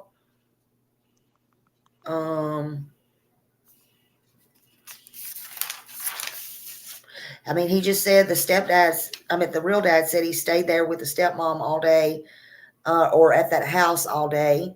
And they did check their phones and everything to make sure the texts and everything met up. But again, I want to know some more about that timeline. I really do. I have heard, again, this is allegedly, but I had heard that they were they were having marriage troubles. Let's just say that. And this is not confirmed. This is just a hearsay that Chris had told one of the neighbors or somebody in the neighborhood that Sebastian was causing a lot of problems between his marriage. Again, don't know if that's true or not, but it's funny to me. It really raised a red flag when the real dad said last night on Pascal that at the end of the school year, he was just going permanently to live with his dad, and they already had that arranged. So, wow. Didn't that just blow you away, Trev? Yeah, and like I said, just so hearing that he was going to move in with him just was so sad because, like I said, he's 15. I mean, he's spent Sebastian's whole life. He's like he said, he was in California. He came to Tennessee to be closer to him. He's made all this effort, and then finally he's going to have him permanently. It's what he said. It's what he wants, and Sebastian wants. And then this happens. It's just like you gotta feel for the guy. Yes, you do. Absolutely. It's sad. I just know in my heart of hearts, everyone there is doing everything that they can to still look for him, to keep everything out and all the things. I mean, also, how do you feel about the scent dog? I talked about that earlier because they can make mistakes, but how do you feel about that whole construction? What Seth said about that? I don't feel in my heart, because Seth even said, well, he would have had to get in a car. I don't feel in my heart, and this is me, and this has nothing to do with Trevor, nobody else. I'll state it again. I don't feel he would have got in a car with a stranger. But what do you feel about the scent dogs tracking down to the construction site? Well, it seemed back when law enforcement was in complete search mode that they truly felt they had no lead as far as scent. Now, of course, they just it said that dog hit, and I'm not saying that's not true because he said he was told that on Monday, so that was a very early scent. But at the same time, if they were that confident in it, would they have not said they have a scent? They had a scent track, and then they are now investigating what that led to because they basically made it appear to us that they had nothing. Yeah, and in my opinion, they would have said, we're worried, somebody might have got him. We're worried he did walk out of the house. Okay, here's the scene at the thing. It's just it has red flags all over it. None of it makes any sense. They would have said something, I would think. I feel like again, dogs are not, look, they can't smell in metal or is it metal and glass, I think. But dogs make mistakes too. I have a case that I was doing that I hadn't fully put out, but it had already happened. And I put a little thing out about it, but the person was under the front porch and the cops had been there already, whatever, so many times. And the dogs could not smell because it was the person, it wasn't a kid. It was, they were in a barrel, a metal barrel. And the only reason that they found out the next time is when they went out there and got on the front porch. Something about the nail or something he noticed was sticking up through the porch. And so that's when they got the warrant and went back out there. And there they were this whole time. So I don't want to say that they're, I'm just saying, because that's the best thing that the cops can have is these dogs. But something is not adding up in this case, in my opinion. Oh, absolutely. I mean, Yeah. it's completely shifted from a wandering off investigate or case to a complete investigation. I mean, there's something to that. They don't just switch that and say, well, we don't know, because if he's still out there, you look for him. You don't just give up on him and say, well, he'll come back. Yeah. Keep looking. They scaled back because I believe because they truly had nothing, or they truly thought it was something else, one or the other. Because if not, you don't just take away all search operations. Yeah. Look at that. Somebody said that, Brittany said that there are some that have heard the arguments. Now look at this one. She wanted to know, in mine and your opinion, if Sebastian was going to live with the dad, would Chris be upset to have to pay support? Wouldn't Katie have to pay support? Well, yeah, it would be Katie, but it would be still the money out of the household. Right. You know, it'd still be money taken away. And if, I don't know if she's working now or not, but she may be, she may not be. I've heard a couple of different things about that. But if she is not by any chance, then that would come out of Chris's money, right? Right. Definitely.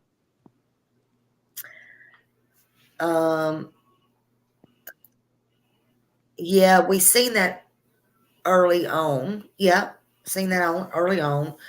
That's not real odd to me, but it you know, I was wondering about that at the beginning, but I don't have anything to say about that. I mean, if he has missed work, he's been out every day searching for his son. We've heard him. I don't, you know, that's what that's for, you know. Yeah, I mean, gas isn't free. Gas isn't free. Flyers aren't free. I mean, that's the sad reality, and they're not. I think that's where all that's going to, because that's all he's spending time doing. He doesn't have time to go spend on anything else. He said he's been spending all day, every day out there looking or putting up flyers. So I think that's what that money's going to. And the sister that made that, like I said, is 100%, you know, she's good. She's been in it for Sebastian since the beginning. There's nothing weird about anything she's done or said. So I think it's a good thing. Yeah, and listen, a lot of you don't realize cops put their lives in danger every single day, but they don't make a lot of money. They do not make the money for what they do. And I can guarantee you, if you want to boil down, I don't even have to know personally. I can promise you that Seth Rogers does not live above his means. And I can guarantee you that it's totally different in the money situations, which that shouldn't matter. But sometimes money is a factor, you know. But I know I don't have a problem with him. I think everybody should go over there and donate to him and help this man out. He truly is. The bills don't stop. That's right, Millie. Bills don't stop. They don't care. They'll repossess your car, and he needs his car. I don't know if he's paying for a car note. I'm just saying, they'll repossess you. They'll foreclose on your house. They don't care if you have a missing kid. They don't care if you've been in the hospital. Bills keep coming. It keeps coming. Yeah. I don't think it's bad. The only way I think it's bad is if it's nefarious, like some we saw. No, I don't think this is bad. And I don't think that Sebastian or Seth has a mean bone in his body. He's trying to find his only son. And he is distraught. and he's heartbroken, and that's my opinion. Yep. I mean, people need to realize, like, the interview he did last night, the only reason he even called in is because he was watching, because he goes around and he's watching people that cover his son because he's just so appreciative. He said that. He saw the number. I mean, you could tell Pascal was kind of taken back because he was expecting like a viewer to call in. And then he goes, I'm Seth Rogers. And he was like, whoa, because Seth was watching. And so Yeah. it wasn't like a planned interview or anything. And Nick even said his interview wasn't very planned. He showed up. He didn't even think he was going to go. He was at the gym or whatever. And then he showed up, and then he was going to be there for Seth. And then they ended up doing an interview. So you can tell he's very much open to talk. He wants to go out of his way to talk about his son. It's not like you have to like beg him to talk. Yeah. And listen, I mean, if y'all could have heard him, I think I skipped that part or didn't get to that part. Please go over there and watch Pascal. But he said, his dad said, I want to thank you. I mean, I think that was the first thing he said. I want to thank you. I thank you. I thank you all for getting my son's name out. How many times have we heard that in these cases? Yeah, I think, you know, he really wants help. And it broke my heart when he stood there and gave Nick the interview and he said, he's not yours, he's mine, damn it. You know, he's mine. Yeah. That's his only child. You know, I mean, that's his one son who, I mean, you can tell that's his whole life. And he said that, you know, I'm missing, like, that's my heart, like my life, you know, that he's missing. And he refuses to give up hope. He said, you know, the one thing I don't want to think about him being deceased. You know, he wants to have that hope. But he also puts his action towards that. You know, he's looking every day to find him, to, you know, bring about that hope and hopefully find his son. Yeah, exactly. I agree. Yeah, that was him, fun to ski. And yeah, Pascal just didn't. He's like, he would have let him come up, but he's like, just call in, and he did. You know, and he did a very good job, I think, interviewing him. Oh, I think it's a And great talking. interview. Yeah. But I think I don't like to call it interviews. I mean, that's like with me when I do that. I like to just talk because I don't like to interview. You know what I'm saying? I don't like that word, but whatever. It is what it is, I guess. But I guess that's the difference in me and some other, and not y'all. I'm just saying, you know, I'm not saying anybody in particular. I'm saying I like to talk, and I think that's what Pascal did. I don't really like to call it an interview because I guess that's what it was, but he did a good job talking to his dad, and his dad responded to him in the fact, you know, breaking down and everything, doing all the right things, saying all the right things. He's not trying to hide anything, in my opinion. That's just me. 100% agree. Yeah. I think on these dogs again, I think they're a good thing, but I think training is the key. They can also they can detour. I did a little research on that this morning. They can also get their sense of smell off and these are the scent dogs for alcohol, vinegar, mothballs, garlic. A dog can also lose their sense if they have an infection or a tumor, which I'm sure cop dogs are top notch, but maybe something's coming that nobody knows about. I'm just saying everything's not 100%. And until I hear it from LE, just like some people won't hear their suspects or not, or whatever, we need a timeline. We need a better timeline. And unless I hear it from LE, you can't really believe everything you hear. You can only hear what's in your people's heart and what you come to the conclusion of and what's believable and not believable. That's just my opinion. Yeah. And who's to say that Seth isn't going off what he's told too? Because Seth is more concerned with finding his kid than investigating this case. He's already said he's not allowed to have pertinent information because while he is an officer or deputy, you know, he's not in that county, but also he is obviously emotionally invested in this case, so he can't be involved. So instead of sitting there and just grilling Chris all the time, which isn't going to help, he's out there looking. So he hasn't been able to try to find out these answers. You know, so if he's told something, then he's told something. Unless it comes from police, then who knows? The camera footage, I believe, because I'm sure police told him that when they said that there's video footage of them eating dinner. But who's to say that they've told him every pinpoint of Chris's travel back? Yeah, because a lot, I imagine, they're holding close to their vest. Oh, yeah. for just whoever might know, whether that be the parents or the step parents or the stepdad or whatever, another family member. I had the question the other day, and again, I don't want to point fingers, but could it be possible that, we know what Chris has done? They can have an open marriage for all I know.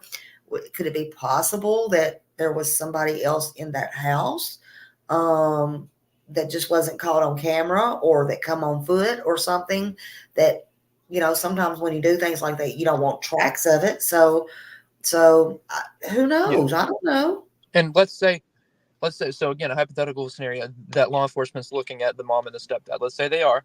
Well, they've known Seth for 16 days now, that TBI and Sumner County and stuff for purpose of this. They've known him only for a couple weeks. They can't give him all the information because what if, and I have zero reason to believe Seth would do this, but let's say he turned around and just one night was really upset, went on a YouTube, joined in on a call or went on the news or called Katie up or something and was just like given information that he shouldn't. They can't risk that, because then the case, and again, I don't believe Seth would ever do that, but I'm just saying they can't risk that, because you could sink a case based off giving him that information. You'd rather say we're working on it, and then when they can give him answers when it's safe to, they will, because last thing you want is something getting out, even accidentally, him telling somebody he thinks he trusts, it gets out, and then suddenly the case is in trouble, or the people that they're looking at stop cooperating or something like that. Yeah, because a lot of people will go to Seth and think, okay, you're a cop. Just tell me on the side, just do this, do that. And I don't feel like any of that's going on. I don't feel any of it's going on. And I was so proud last night when I heard him say, it was something to the effect of, did you see the interview? Is this all the interview? They were talking about what he did with Nick. And Seth goes, I don't know, because I didn't even see it. I didn't watch it. So he's not one of these. He don't go on here and he don't watch himself. He don't watch the interviews. He gets on here, he says what he says, or, tries to hear information, or what little he's talked to Nick or Pascal or whatever. He's not looking for me, as we've seen in other cases. This is strictly about his son. Strictly. And it's so heartbreaking. It's obvious. It's obvious. I don't know. I don't know what they put out. I know, he could have talked to him an hour, but he's not thinking about what the news station put out. He hadn't watched it. He ain't thinking about all that. That's not important to him. What's important is his son, and that's the way it should be. Yep, exactly. Absolutely. Absolutely. What girlfriends were with Katie? They go to Costco too. I don't know. Was that he? That what? I think his sister was out with them on Sunday. So it was his sister. Okay. So, and as far as we know, BJ's don't have an eatery. So I just wonder if that was the last place he got something to eat was Costco, or was it? It had to be Sunday at a different place, right? We just don't know that place. Wasn't Costco on Saturday? Yes, Costco was on Saturday about 2:00, and then BJ's sometime on Sunday, and then they were out eating wherever the camera picked them up at Sunday evening. Yes, absolutely. So it was so they're keeping that under the vest. They may have not even told they may have not even told the father, the bio father, where they were eating. They just said that she's on camera eating with Seth Sunday. But, they were smart enough. They moved the cameras back. If they hadn't moved the cameras back asking for footage for Sunday, we may still be in the same position we was 2 weeks ago. Or they may, not us, not me, but as far as knowing, because there's something about Sunday, I believe. I believe late Sunday night or something. That's just my opinion. Does anyone have time for the last Sebastian was seen going into the home? Was it on camera walking? Okay, you want to address that, Trev? About what you heard? Say that again, sorry. Just about what you heard about the last time that he was seen going into the home or anything like that. Yeah, so I've heard just from sources there that there's a camera that picked them up coming home, and allegedly does not show Sebastian leaving again, at least on foot. They didn't mention anything about cars. I'm sure that's being kept very close for good reason, but I don't think it showed him walking out of the house again. Yeah. So, I mean, in my opinion, that he would have had been brought out in a car, asleep or whatever. So I'm sure the cops is holding that close to their vest. If they saw the car come in, surely they would know if there was cars that come out. That's just my opinion. Yeah, he was seen Sunday night, 1900 hours, fun to ski said, apparently. Let's see. Crimes. Oh, she's talking to crimes. Okay. Okay, gender snap. They have Seth on camera Sunday evening eating supper with his mom somewhere. They haven't said where, but they were out eating Sunday. And Trev just said a source also told him, and that was fact from the bio dad. But Trev said a source told him, and this had come out a few days ago, that Sunday the mom was seen coming back home in her car. Sebastian was in the car, and he was not seen going back out, and that was Sunday. Yeah. Birdie, nothing was mentioned about cars, but I think that is intentional. I think they're leaving all that information very close for now.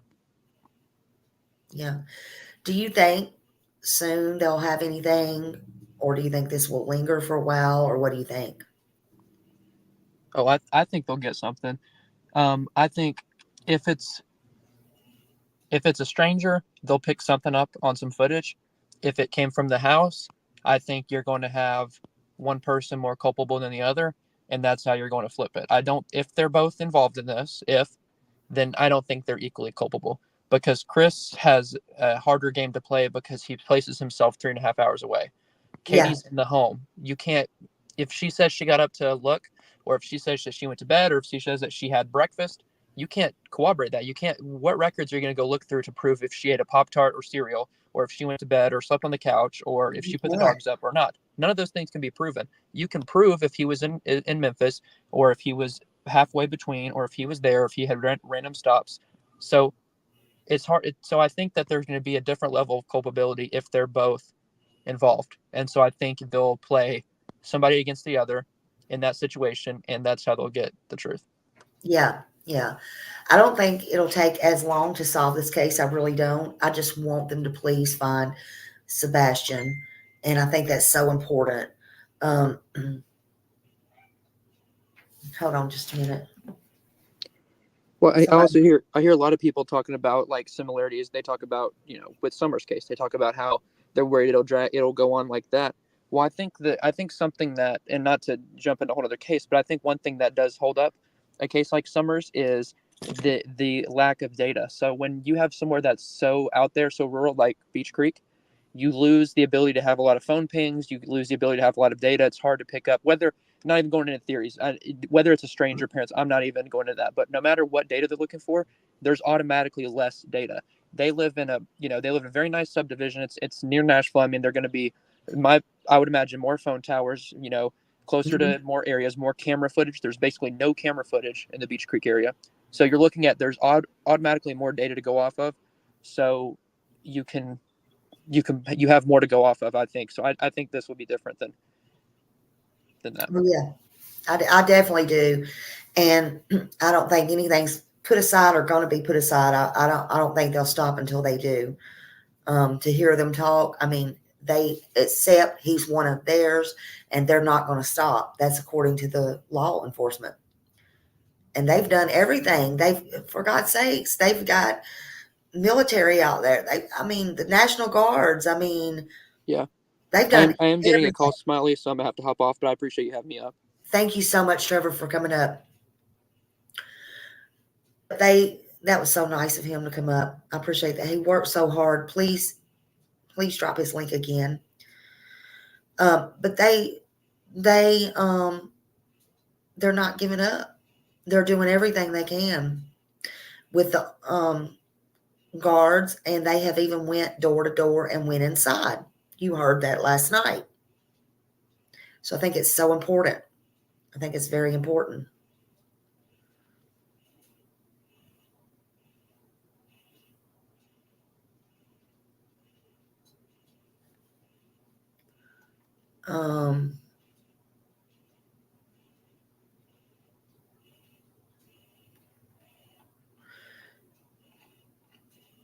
Let's see.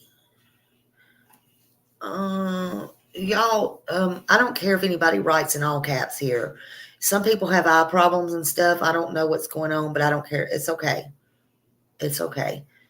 Nobody has to leave or anything. No. People do that. Yeah. Let's see. Sebastian didn't like to be barefoot, and I don't see him walking away with his flashlight. The change of clothes Katie showed. Yeah. And again, I think the flashlight, maybe they will find him with a flashlight. Batteries are not going to last that long. So to me, he would come out towards the light. If he did have a flashlight, he would come back towards the light. But the police asked Katie, did he have anything such as a flashlight or anything? And in my opinion, I think she ran with that. And that's just me. That's my opinion. That's what I feel. And then the clothes being changed. Why 2 weeks later when they were searching the dump? Why? That didn't make sense to me. Now, all of a sudden, he has on, instead of all black and a black sweatsuit, he has on black jogging pants with white stripes and a black t-shirt, not a hoodie like they said in the beginning, but a black t-shirt and long sleeves with designs on the front. Wouldn't that be important to know in the beginning?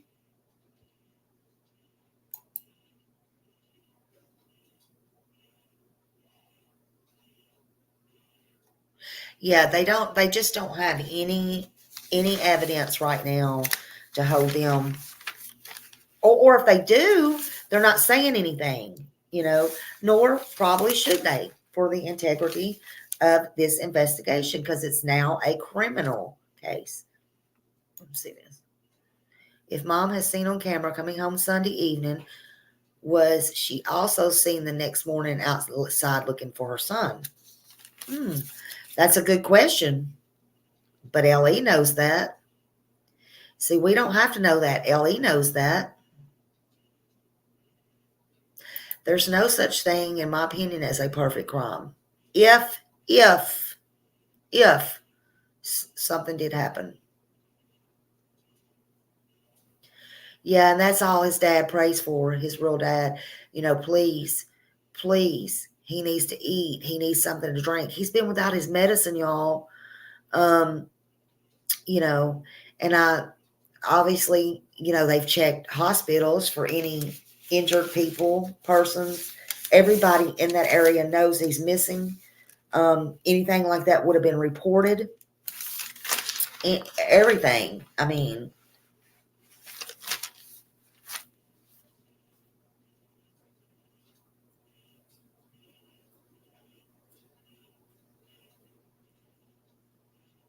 so, Bald Angel, you didn't do anything wrong. You didn't do anything wrong, honey.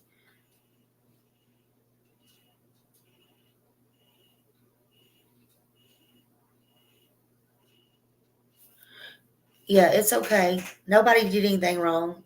But listen, I'm going to hop off of here. And please continue to search your grounds. Yeah, Bob, went missing on mom's watch. Went missing on mom's watch. I hope that, Brittany, you will get in touch with Trev. You can get in touch with me anytime, but get in touch with Trevor. And also, I'm sure that somehow that the dad and maybe the sister, whoever Trevor's going to get in touch with, will be glad for you to come help search, especially since you're there in the area already and in the neighborhood or subdivision or whatever. And I want to thank you personally for everything that you and everyone is doing in this case, trying to find Sebastian and being so kind and still putting out his name and face. Please continue to do so. It is so important and it's critical. And if you have any information on him or think you saw anything, whether it pertained to him, the mom, the stepdad, cars in the area, anything that you have, recheck your videos, recheck anything, please just call 1-800-TBI-FIND. Please, it is so important. It's so important. And we all pray for him to be found and this to be safe. There you go. And we are Sebastian Strong and we are Sebastian's friends. Absolutely. Absolutely. Love y'all. Have a great day. And I will see y'all later. Thank you all for being here. Thank you for any memberships or donations. I appreciate it. Right now, it's about Sebastian. Thank you. Have a great day. Love you.